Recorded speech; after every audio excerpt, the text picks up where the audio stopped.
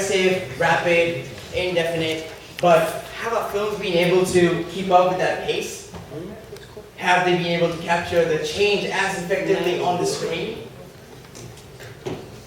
Therefore, on behalf of the Indian the Institute of South Asian Studies and Darpan Film Festival, welcome you here to hear from some of the brilliant minds of the industry who are going to shed more light on this topic. First, introducing our moderator for this evening, Professor Ranjoy Singh. Dr. Ranjoy has worked over a decade in a leading Indian newspaper. He was last with Times of India, New Delhi, where he was senior assistant editor on the editorial page.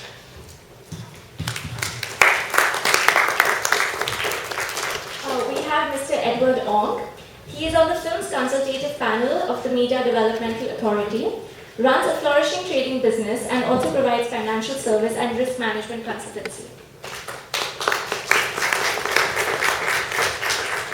We have Mr. Srijit Mukherjee. Srijit Mukherjee is an Indian filmmaker, actor, writer in Bengali language. He's also a former economist and statistician. He's one of the few directors in the history of Indian cinema to achieve success both critically and commercially in his very two films. We also have Professor Robin Jeffrey. Professor Jeffrey is the published author of the Great Indian Phone Book. He's also the co-editor of Being Muslim in South Asia, a collection under contract of Oxford University Press.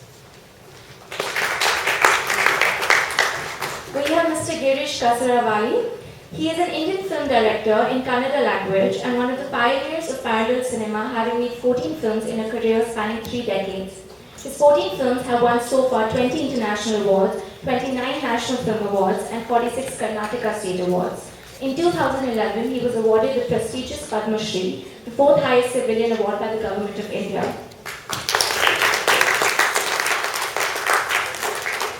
And finally, we have Subhash Ghai. He is a leading Indian film director, producer, and screenwriter, known as the showman of Hindi cinema. He owns his own production company, Mukta Arts, since 1982. He has won prestigious Indian national awards for best films, best screenplay, and so on. Mr. Subhash Ghai. I'd like to hand over to Mr. Ranjoy Singh to take over. I think Robin will just kick off the proceedings. Yes, let me not delay this any further. We'll pass it straight to Ranjoy. My only role here was to welcome you on behalf of the Institute of South Asian Studies, which is an unusual think tank in the sense that it does do cultural events, rather like this one, occasionally, and is not totally devoted to policy studies. The Institute's next big signature event comes in at the end of November with its South Asian Diaspora Convention, which you can find more details about on the ISAS website. But the convention will draw up to 1,500 delegates from around the world, members of the diaspora from South Asia, to Singapore. It's the second of these events, an event tailored to be beneficial both to the peoples of South Asia, but also to the people of Singapore. So it's an event I would draw your attention to. It is a signature event of ISAS, but tonight is another one of ISAS's public affairs activities, which I hope you'll enjoy, and I'll pass you into the hands of Ranjoy Singh.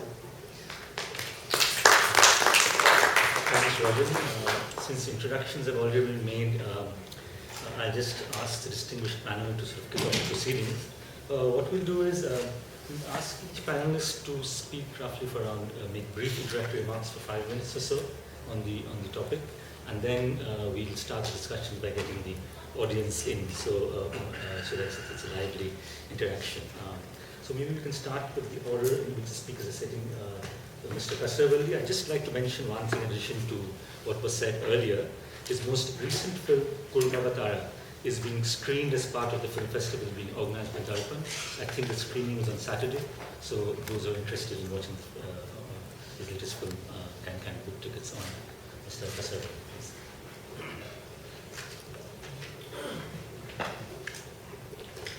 Hi, good evening. today's topic, changing filming change, and cinema as a social change maker, has three phrases. Changing films, filming change, and cinema as a social change maker. I'd like to start with this, cinema as a social change maker. I don't think cinema really can change the social structure in a direct way. Its impact on cinema is very subtle, impact on society is very subtle and subliminal. So the change can come over in a very subliminal way. Any film which attempts to directly address the audience and directly tries to change the cinema, I'm a bit suspicious of that, because if you look at the history of cinema, we know how dangerous these films were. You know how Hitler used Leni Riefenstahl. You know how Stalin used Purovkin, Dozenko, Eisenstein. And you also know how the American film industry is using their films to push forward the ideology of the state. If you think cinema as a an event, a vehicle for sensitizing the people, then I would agree that should be the purpose of the film. That's why when people like Akira Kurosawa or Asghar Farhadi, when they said the purpose of the cinema is not to answer but to raise questions, I totally endorse that opinion. Because one of our important writers of India, Dr. U.R. Ananthamurthy, was nominated this year for the Man Booker Prize, also said the purpose of the art is to raise questions, not to answer it. And there's a lot of sense in it, because if you start answering on behalf of the entire group of audience, then there's a tendency to make them, they sit back and start give the whole feel to the person. No? And then the work of art has a tendency to become very fascist in its orientation. On the other hand, if the film provokes the audience, if it makes the audience think, then each of them would come out with a different answer, and that way it sensitizes the people. That's what they mean when Asghar Farhadi or Kurosawa say the purpose of the art should be to raise question and not to answer it. So when we say cinema as a social change maker, I expect films to provoke audience to think and not to answer on behalf of everyone. The filmmaker is here not to answer questions but to shake them out of their complacency so that they start thinking about it. That's why when Griffith was asked this question, what is the purpose of making film? He said, my purpose is to make them see. What he means is not seeing in its physical sense, but to make them understand, open up their eyes. So if you are looking at that in that sense, the cinema as a social change maker is very relevant. Then changing films and filming changes. Of course, today's digital technology has made the filming much easier, and time is not far away when cinema can be used the way how a writer uses the pen. If you look at the documentary scene, especially the Indian documentary scene, they are they're much ahead, miles ahead of our feature filmmakers, because they are using the film as a tool for social change. What French people, they used the term cinema stylo in 1960s, and that time, only few countries could hope to use cinema stylo. Stylo is pen, cinema as a pen. But today's digital technology has made it easy for everyone to use cinema as a tool of resistance.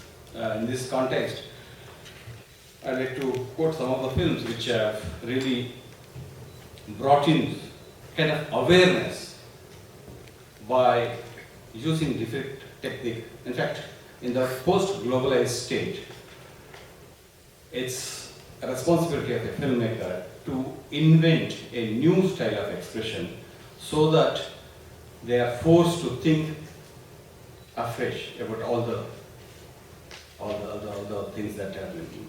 Say for example, I'll quote you one or few examples which were some experiments that are done in Indian film scenario. There's a film called Dead Sea, made by Lena. Lena, what's her name?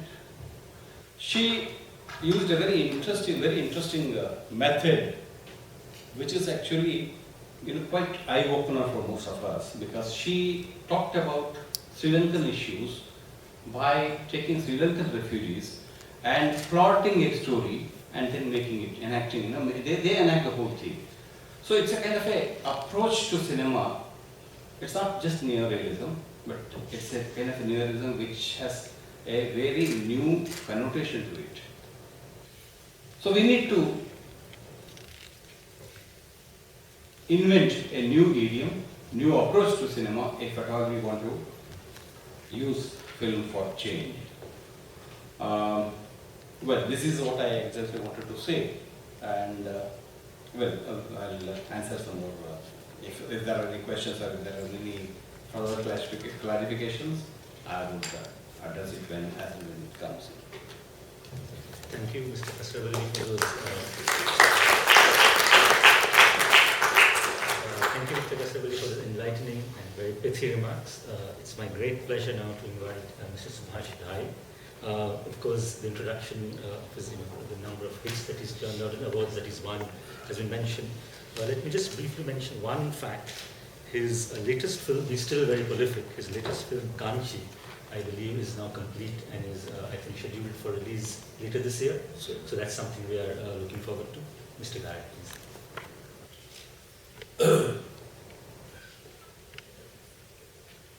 I have been in the touch of this subject for many years, since I became a filmmaker, 40 years back.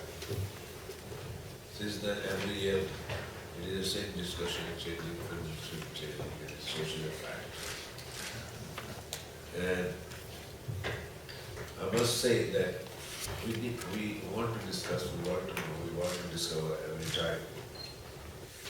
But whether cinema brings a social change in a positive way or negative way is always a debatable. When we say cinema, cinema of all kinds, cinema of serious thought, the serious thoughts, cinema with entertainment, pure concept of entertainment, cinema with the animated characters, animation. So cinema is a very wide word itself. But finally we say cinema is an entertainment. Even the art cinema, even the parallel cinema is an entertainment that you like to visit a different world of reality. It's called art films. So you want to know, this is also a human experience going through, like Mr. Girish told me just now an idea about his filmmaking, which was very about a recent film story.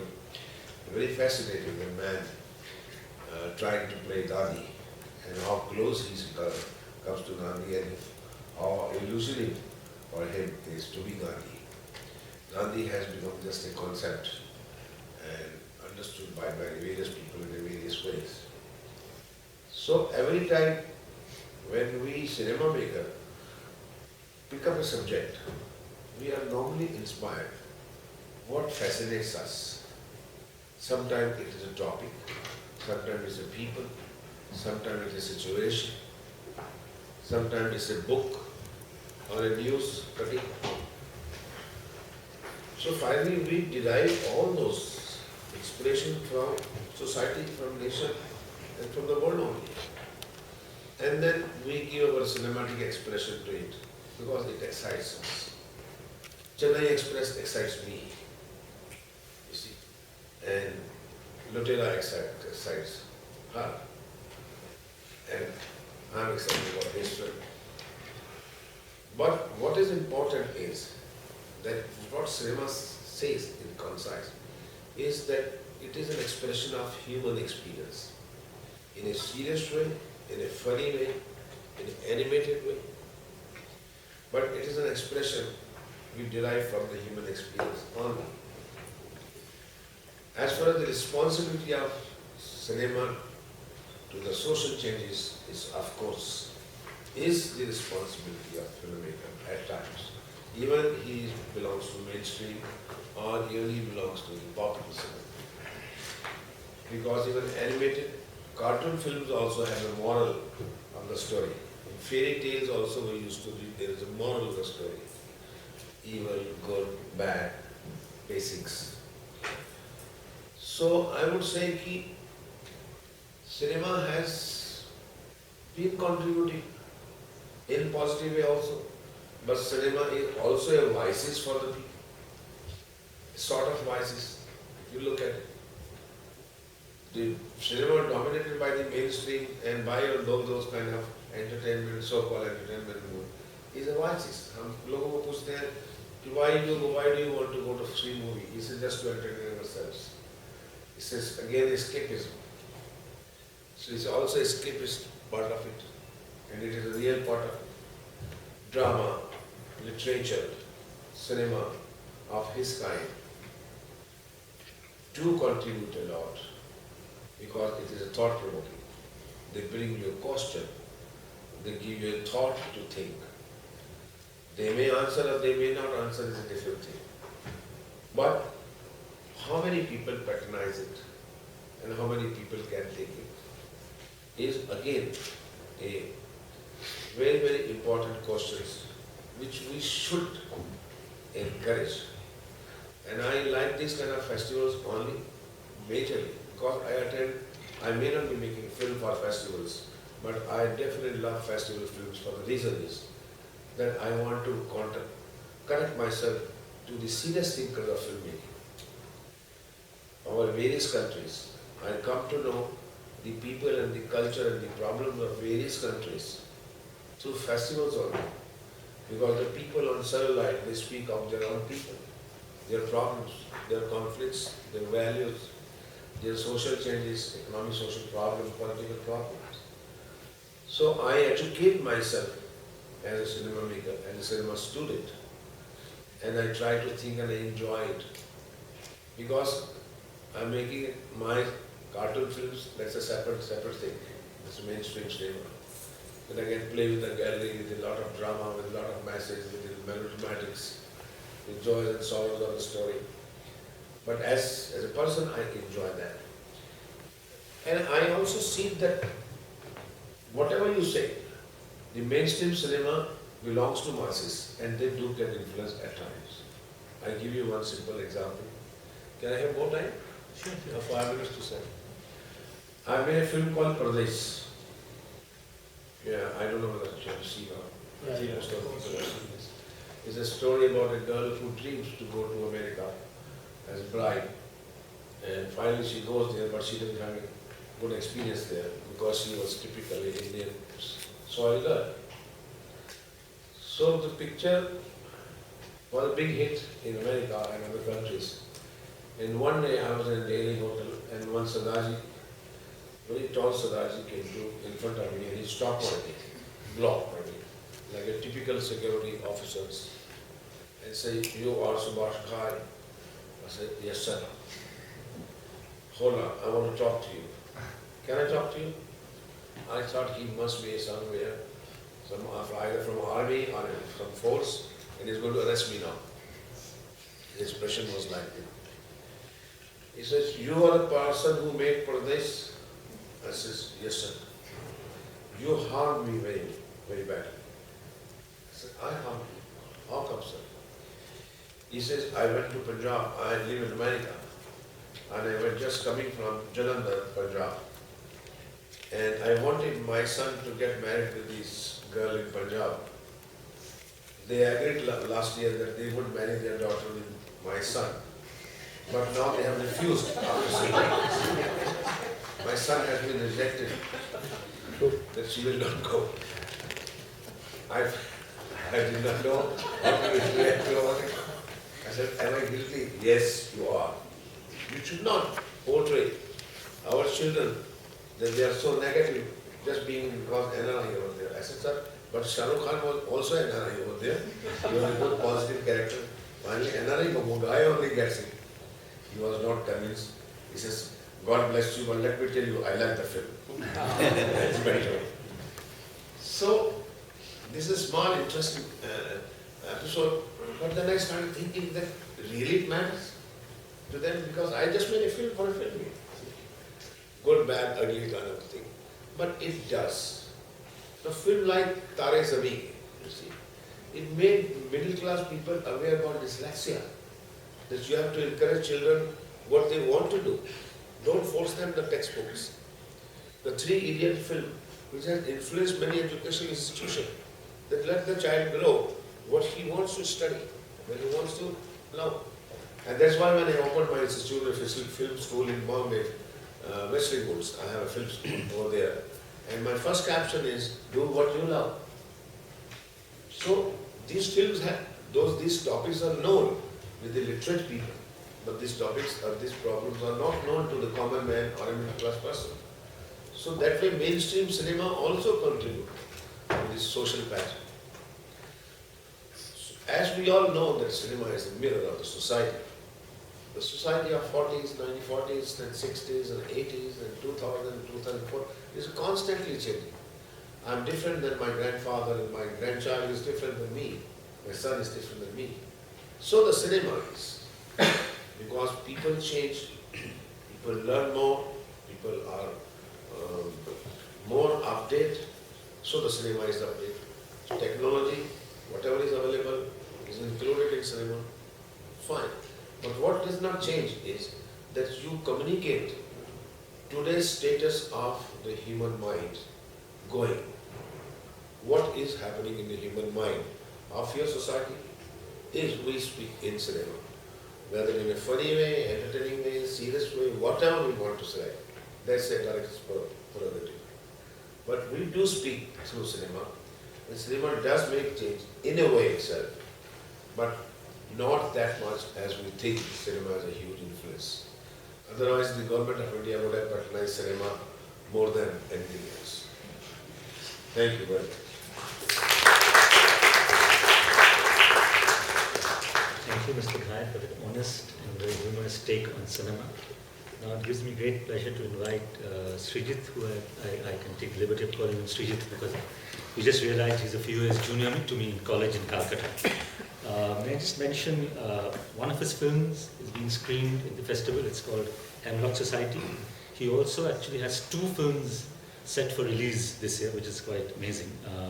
One is an adaptation from the late novelist Sunil Gangabadhai's iconic detective novels Kaka Babu. That's called Mishar Rahasya, and another one called Yatishwar, which is set for release later this year. Over to you, Sunil. Yeah. Is the mic working? No.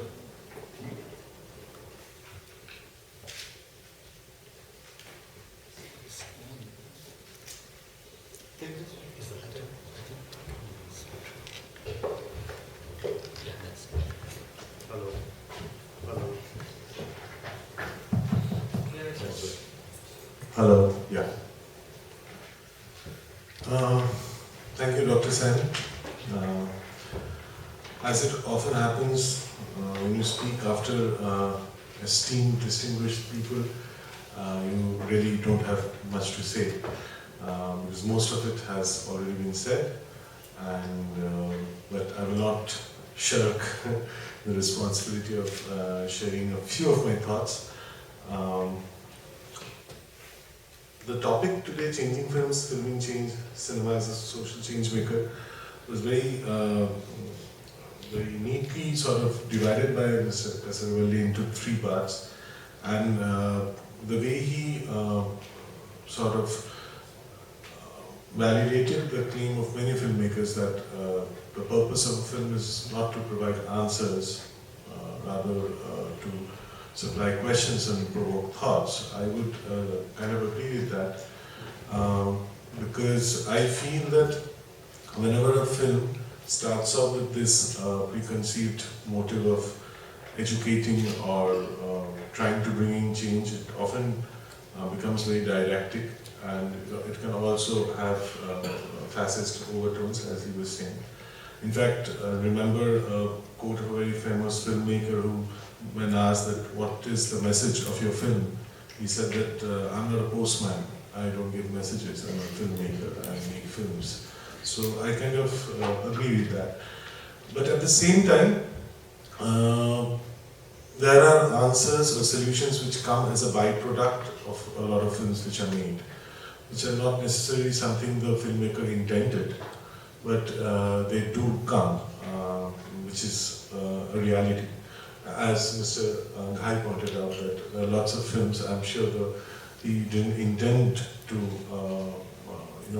ensure that Sardarji's son gets rejected, but it was a byproduct of Pardes. So, personally speaking, when I make films, there are two people I think of, myself and my producer. Myself because my films are like my blog, and they're an extension of my sensibility, the way I look at my world, its problems, the milieu in which I live or stay, or the milieu about which I can learn from books and experiences with other people from other countries, other cultures. And my producer, because obviously he's investing in my dream. And so these are the two people I am kind of responsible or answerable to. I must admit that I is very important in my filmmaking. At the risk of sounding slightly narcissist, but I sincerely believe in that, because as again Mr. Kasravalli pointed out, that any altruism, if tried to propagate through feature films, documentaries is a different thing, but any altruistic motives of feature films can often be counterproductive. So in my case, any change it might produce, or my films might produce, I would have to call it a byproduct and not something with which I start off a filming process. Very simply put, I want to tell a story, and I want as many people I can gather to make them listen to that story, hear that story, imbibe that story, get entertained by that story, get provoked by that story. But the action or the solution, whichever comes out, is totally my personal take on that, like a blog. So it is not necessarily a quote-unquote solution which can actually lead to a social change. Coming to some examples, I think it would sort of clarify or elucidate my point. When I met Hemlock Society, Hemlock Society is a dark romantic comedy. Actually, I called it a romsat, a romantic satire, which deals with a guy who runs a school which teaches people to successfully commit suicide. And because his point was that people often mess up, they cut the wrong vein, they don't know which medicine to take, and often they are not dead, but they're incapacitated and often jailed for attempted suicide. So his modus operandi was he picks up students and tells them that if you have to die, die properly, as in die efficiently. Don't mess it up for yourself, for your neighbors, for your family members. Do it clean and just get going. So when I initially approached my producer, he was scared. He was very scared. He was scared because here I was proposing to do a film on a full commercial setup with proper stars and going the entire way, doing a full-fledged feature film sitting in Bengal, which apparently promotes suicide. But the thing is, there's a twist in the tale, as it often happens with my films. This guy, I'm sorry, this is going to be a spoiler for those who have not watched Hemlock Society. But this entire thing is a setup. The guy uses reverse psychology. He takes the students to this 3-day workshop and he brainwashes them so much that at the end of the 3 days, these people are sick and tired of the concept of suicide and they're terrified of death because they see death from very close quarters. So that is how he actually propagates the fact that life is too precious to fritter away, citing silly issues like a breakup or loss in employment or anything. So, finally when I disclosed the ending, the end part of the film to my producer, he was satiated and he said, okay fine, you can do the film without getting jailed. So we did this film and it was a huge success, and now we come to this topic, cinema's social change and film's film change, because after it became a huge success and I was planning my next film, I had put it aside as a film in my discography as a filmmaker. Then the emails started coming.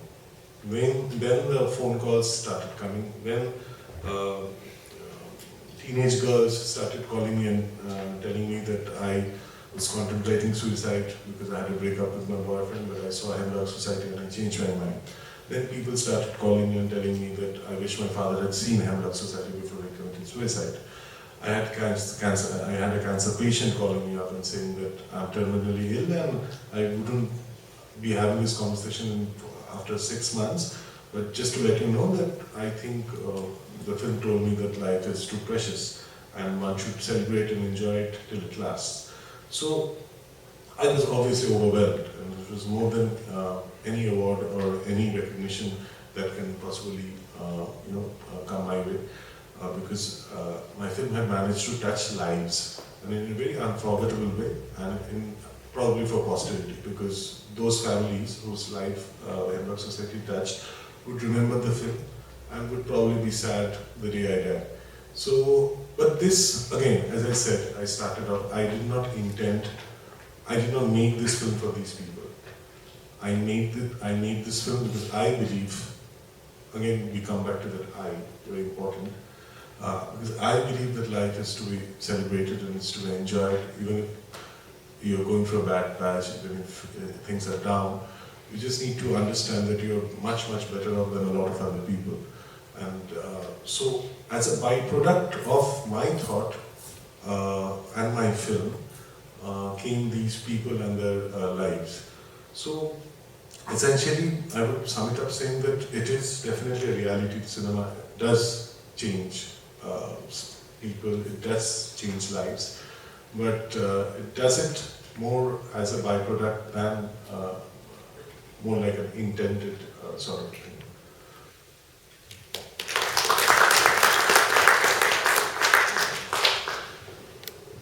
Thank you, Srijit, for dwelling on the unanticipated impact of Hemlock Society. And may I now ask our final speaker, Mr. Edward Ong, who will give us the Singaporean perspective on things. He's a member of Singapore's Film Consultative Panel, FCP, and Vice President of SPPA, the Singapore Planned Parenthood Association. Thank you very much, and good afternoon, ladies and gentlemen.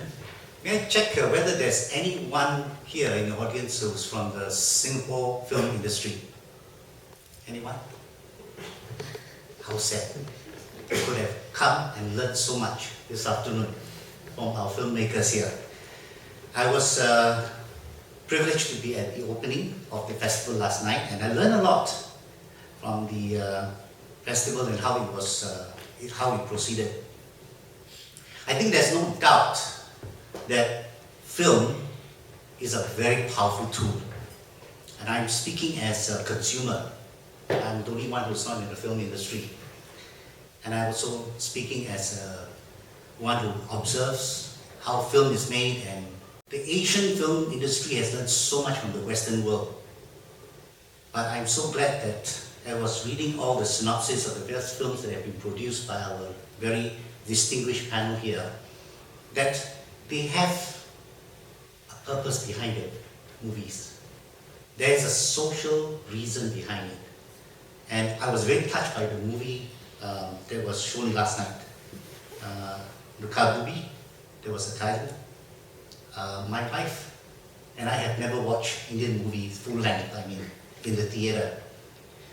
Although my grandmother, who was living in Bangkok, she doesn't understand a word of Indian language, Hindi, but she loves Hindi movies. The songs, the dances and all that. And she can sit hours, just like some of our audience in Singapore now loves to watch Korean movies. Hours upon hours. My wife can watch it till 2 a.m., 3 a.m. But she enjoyed the movie last night and she was quite impacted by the movie as well.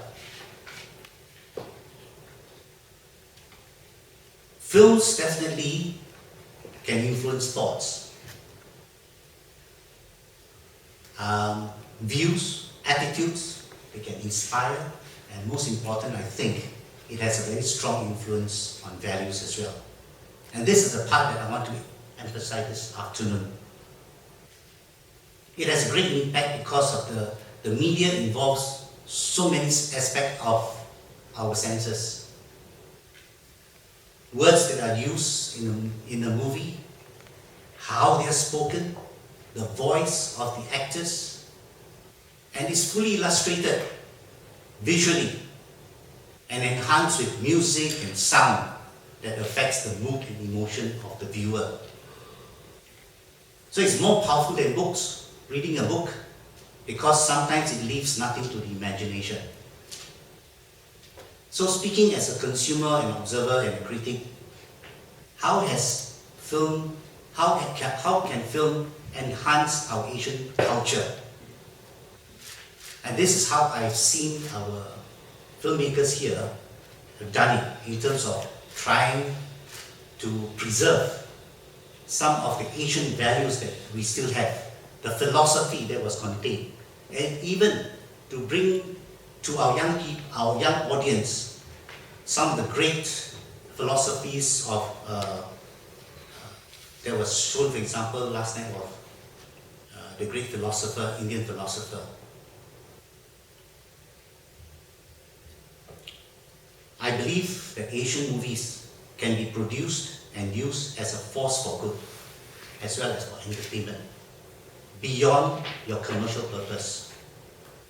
And I learned from the movie Nukadubi at the opening last night, and I'm hopeful of the continuing role that film can make. I'm also very encouraged by the comments from the filmmakers that they have made this afternoon, and I want to encourage them to make good movies. Thank you.